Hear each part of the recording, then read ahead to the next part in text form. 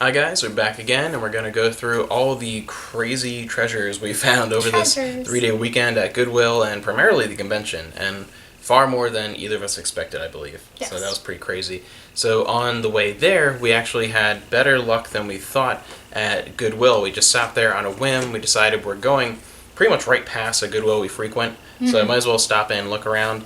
And we got lucky going in there. We actually found some manga, and they were, what, 25 cents a piece? Yes, these are 25 cents, fruits and basket. And this is really cool, The Ring. That's a really cool movie. I really enjoyed that. Yes, yeah. And Ringu. So that was really cool. And we also got some strategy guides. Got Pokemon. And which one is this? Silver and Gold. Yeah. Okay, so. Yeah, and they were, because that was These 20, were 25 they were all cents. 25 cents. Yeah, so 25 cents for the strategy guide. This one I was super excited for. This one. This one we got a bad deal because at some point it was reduced to 10 cents. But it's some it's video game store that went out of business. Yeah. But Conquer's Bad Fur Day, which is really cool. It's actually a really cool strategy guide. We It were is looking really at this cool, on the way. And like a fold-out And it has map like a and fold-out everything. map and Yeah, so just for very cool. For a quarter, that was good. So we're glad we stopped just kind of on a whim on the way there.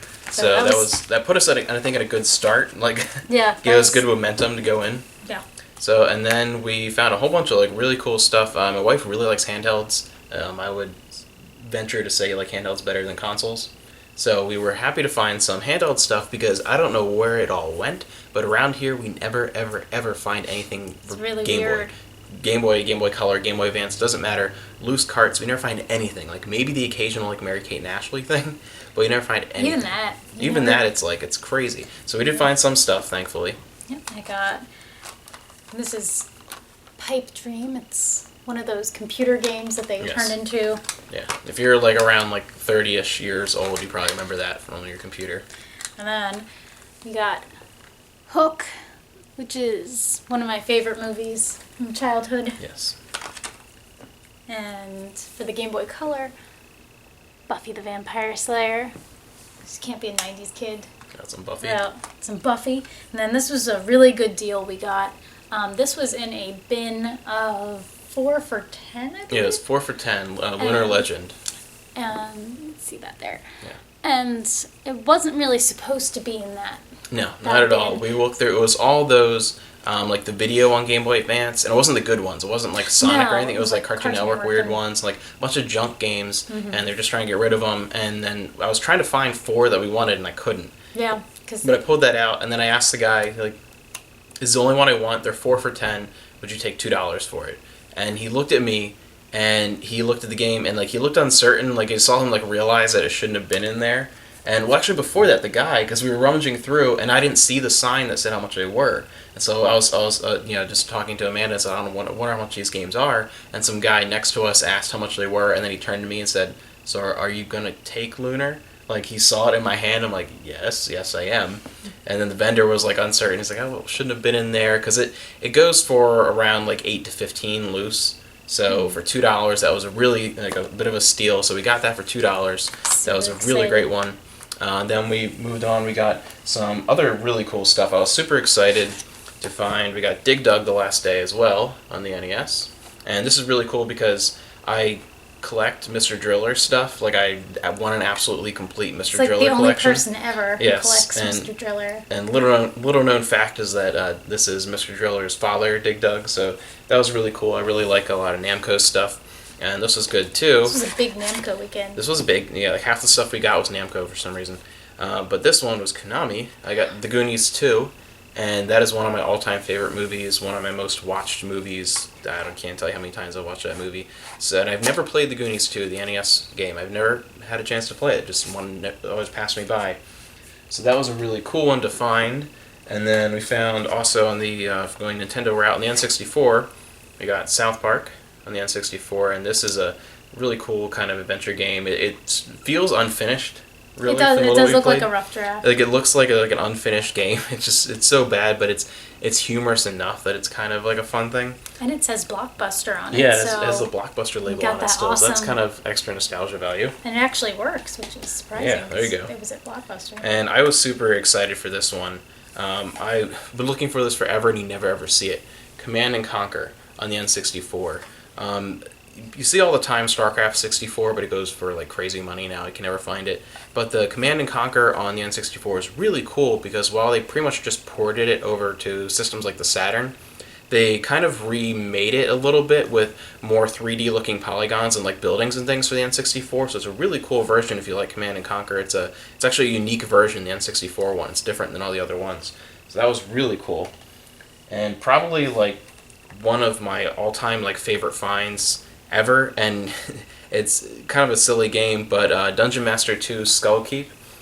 And the reason why this is so exciting is because I grew up with the Mac mostly, and then like DOS era PC, and the first two games I have any memory of playing are Star Trek 25th Anniversary, and then there was an RPG, and I had no idea what it was. I just had these vague memories of like sounds and music and like some images, and I've been trying to figure out what it is for like close to 20 years now, because it was when we were in our first house, and I just saw a random video and saw that this game, that's what that game was, and I found it was on the Sega CD, and I'm looking for more Sega CD stuff, so that was this. This is like hugely nostalgic game here. I'm super excited to experience this on a Sega system.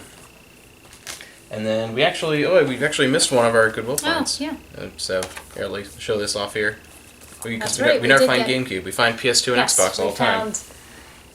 And this was in the regular room, so I think. So we did pay. Yeah, we paid like $3. We paid $3 for this. Like $3, and we never find GameCube. GameCube games are really so that hard was to find. that was really SSX 3. Cool. Yes, and then a game that Amanda found that I completely somehow missed. I don't know how.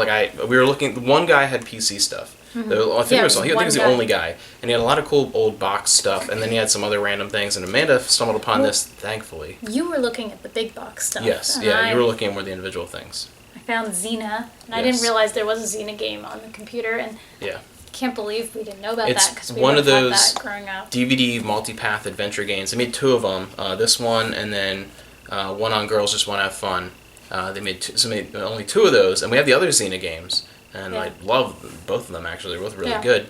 So this is a really cool find to be able to play that. Fun. And the fact that I like that it's not just PC compatible, but it's one of those on DVD ones, so you can just put it in the PS2 and play it, which is nice. Nice and easy. So that's really cool. We both really like Xena. One of our favorite shows. Got into that. And then probably my absolute favorite finds. I was super excited for these. First one, some guy I talked about rummaging through like bins and boxes of cartridges and really cool stuff, and the one guy had was a 2 for $10, I think, for Super Famicom loose carts, and a lot of junk, and then some really cool stuff. And the first one I picked up that was just really awesome is a Way to New Type, Z Gundam here. So there's a lot of really cool Zeta Gundam stuff. This is a really cool one that follows the anime and is a kind of a strategy RPG-ish a little bit. And it's really cool so far. I've only played a little bit, first couple minutes really, but it looks really good. And then one that we're both super excited for, because this is one we can play together. It's Yu Yu Hakusho! Yeah, Yu Yu Hakusho 2. Amazing. We both love Yu Yu Hakusho. It's one of our favorite animes. And to be able to play that, and it's so good. So much better than the PlayStation 1. Right, because over here in North America, we only got 3 games. 2 in the Game Boy Advance weren't very good. And then the Dark Tournament game on PS2, which we actually played together, and I'll link that video. You can go ahead and check that out. So now we can play this, and it's actually like so much better. The Super Famicom game, it's fantastic. I've loved it so far. And then probably like the downright coolest thing, because it was the last day, and I really wanted to get a boxed Super Famicom game, and it was a lot of them just like. We were kind of like running low on time, and then things were going away, and then we're like, I don't want to spend that much on one here, and a guy gave me a great deal for $10, just because, like, I guess because the box is a little beat up, but it looks pretty nice still. Tengai Makio Zero, Far East of Eden, and it is so cool. A complete in box right here, a really cool RPG. If you don't know the series, it started on the PC Engine and is primarily on the PC Engine. There's only a couple outside of that. Really, really fascinating series. Last year, actually, I think I mentioned, is where I picked up the one on Sega Saturn.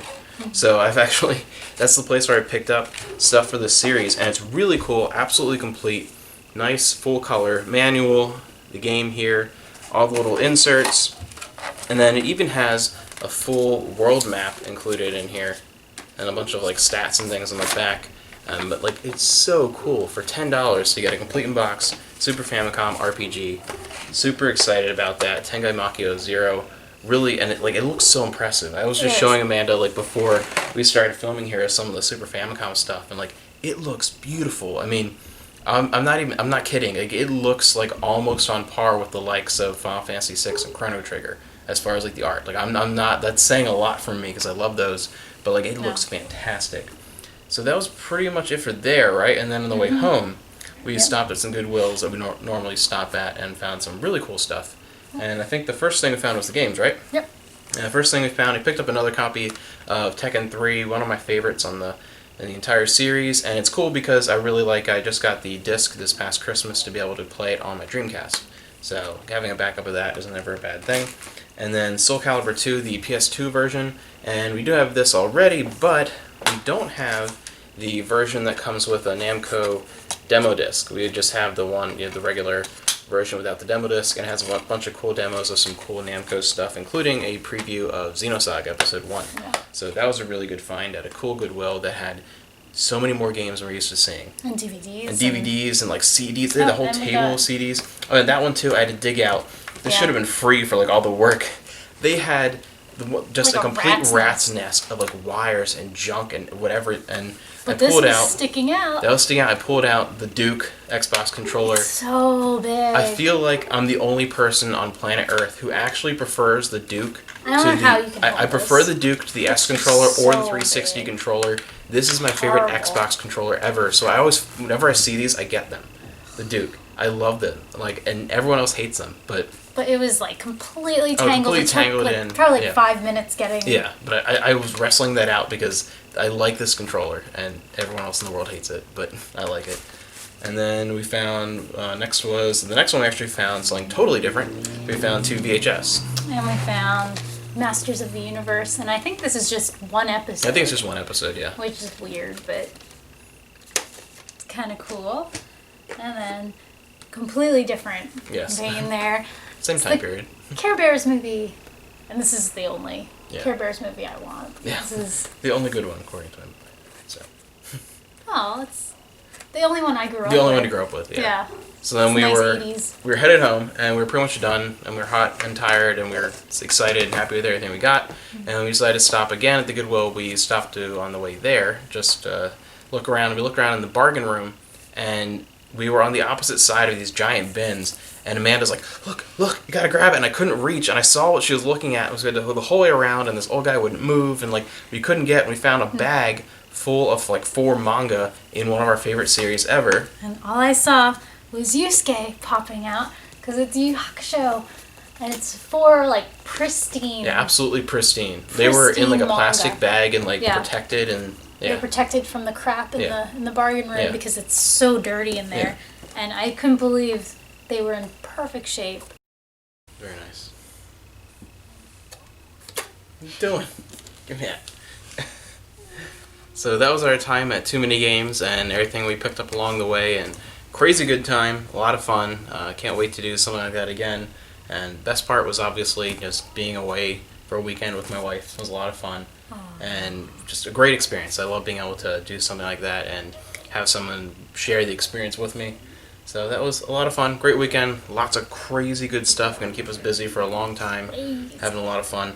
Thanks for joining us on this little mini adventure here. I hope you guys enjoyed it. And let me know if you've had any really cool experiences this summer. If you went to another convention, it's kind of convention season in a way. And we'll see you guys next time.